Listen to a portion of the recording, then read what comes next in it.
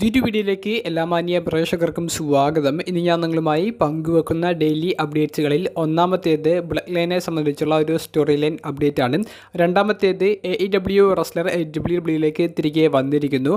അതുപോലെ തന്നെ new Japan pro റെസ്ലിംഗിലെ താരം WWE കോൺട്രാക്റ്റ് സൈൻ ചെയ്തിട്ടുണ്ട് എന്നുള്ളൊരു അപ്ഡേറ്റും നിലവിൽ പുറത്തേക്ക് വരുന്നുണ്ട്. ആ വാർത്തകളെ സംബന്ധിച്ചാണ് നമ്മൾ നോക്കാൻ പോകുന്നത്. അപ്പോൾ നമുക്ക് അധികം ദീർഘിപ്പിക്കാതെ നേരെ വീഡിയോയിലോട്ട് തുടക്കാം. ഇന്ന് നടന്ന WWE NXT എന്ന വീക്കിലി എപ്പിസോഡിൽ റെഡ്ജ് ഹോളൻഡ് എന്ന് പറയുന്ന മുൻ ബ്രൗളിംഗ് ബ്രൂട്ട്സ് ഫാക്ഷനിലെ അംഗത്തെ ആക്രമിച്ചുകൊണ്ട് ടൈ ഡിലിഞ്ചർ എന്ന WWE റെസ്ലറുടെ ഒരു തിരിച്ചുവരവാണ് നമുക്ക് കാണാൻ സാധിച്ചത്. AEWയിൽ ഷോൺ സ്പിയേഴ്സ് ദി ചെയർമാൻ എന്ന നിക്നെയിമിലൂടെയൊക്കെ അറിയപ്പെട്ടിരുന്ന താരത്തിൻ്റെ WWEയിലേക്കുള്ള തിരിച്ചുവരവ് വളരെ സർപ്രൈസ് ആയിരുന്നു. ഡിസംബറോട് കൂടി AEWയുമായിട്ടുള്ള എല്ലാ ബന്ധങ്ങളും അവസാനിപ്പിച്ചു എന്നുള്ള ഒരു വാർത്ത താരം തന്നെ സ്ഥിരീകരിച്ചു എന്നുണ്ടെങ്കിൽ പോലും WWEയിലേക്ക് ഒരു കോൺട്രാക്റ്റ് സൈൻ ചെയ്തിട്ടുണ്ട് എന്നുള്ളതിനെ സംബന്ധിച്ച് യാതൊരുവിധ സൂചനയും നൽകിയിട്ടുണ്ടായിരുന്നില്ല. ടൈ ഡിലിഞ്ചറിൻ്റെ ഈ ഒരു തിരിച്ചുവരവ് അതൊരു ഹിൽ റെസ്ലറായിട്ടാണെന്നാണ് നമുക്കിപ്പോൾ അറിയാൻ സാധിക്കുന്നത്. NXTയെ സംബന്ധിച്ച് അവർക്ക് കിട്ടാവുന്ന മികച്ചൊരു മിഡ് കാർഡ് റെസ്ലറാണെന്ന് മാത്രമേ പറയാൻ സാധിക്കുകയുള്ളൂ.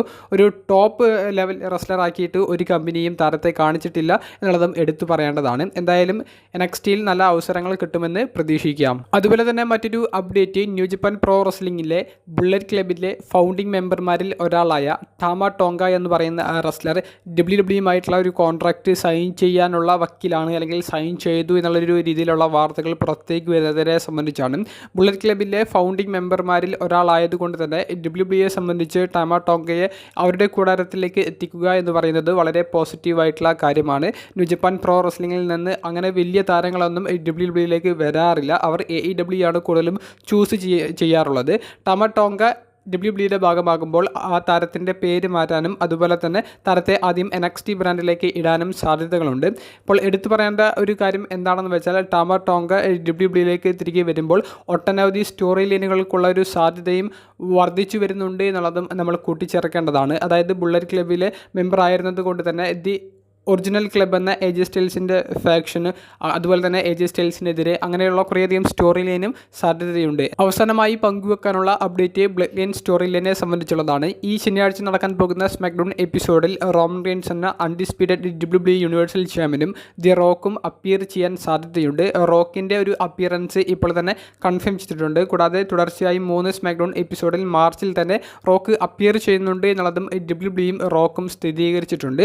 അതുകൊണ്ട് തന്നെ ബ്ലഡ് ലൈൻ സ്റ്റോറി ലൈനെ സംബന്ധിച്ച് ബ്ലഡ് ലൈന് കൂടുതൽ പ്രശ്നങ്ങൾ ഉണ്ടാക്കാവുന്ന രീതിയിലേക്കുള്ള ഒരു അപ്ഡേറ്റാണ് നിലവിൽ പുറത്തേക്ക് വരുന്നത്.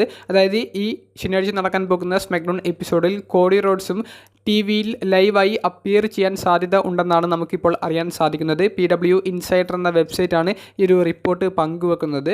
സാധാരണ കോഡി റോഡ്സിനെ അഡ്വർടൈസ് ചെയ്തുകൊണ്ട് അദ്ദേഹത്തിന് ഡാർക്ക് മാച്ചോ അല്ലെങ്കിൽ ഡാർക്ക് സെഗ്മെൻറ്റോ മാത്രമാണ് കൊടുക്കാറുള്ളത്. പക്ഷേ ഈ ശനിയാഴ്ച അദ്ദേഹം സ്മാക്ഡൗണിലെ ടെലിവിഷനിൽ അപ്പിയർ ചെയ്യുമെന്നാണ് നമുക്ക് കേൾക്കാൻ സാധിക്കുന്നത്.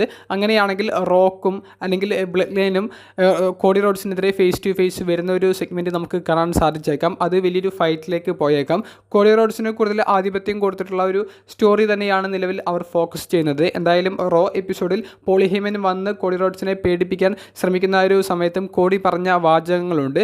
ബ്ലഡ് ലൈൻ തന്നെയല്ല വേട്ടയാടുന്നത്, താൻ ബ്ലഡ് ലൈനെയാണ് വേട്ടയാടുന്നത് എന്നുള്ളത്. ബ്ലഡ് ലൈനെ പൂർണ്ണമായും തകർക്കും, ബ്ലഡ് ലൈന് 8ൻ്റെ പണി കൊടുക്കും എന്നുള്ളത് കോഡി റോഡ്സ് ഉറപ്പിച്ച് പറയുന്നത് കൊണ്ട് തന്നെ സ്മാക്ഡൗണിൽ കോഡി വരുമ്പോൾ അത് ആവേശജനകമായിരിക്കും എന്നുള്ളതിൽ യാതൊരുവിധ തർക്കവുമില്ല.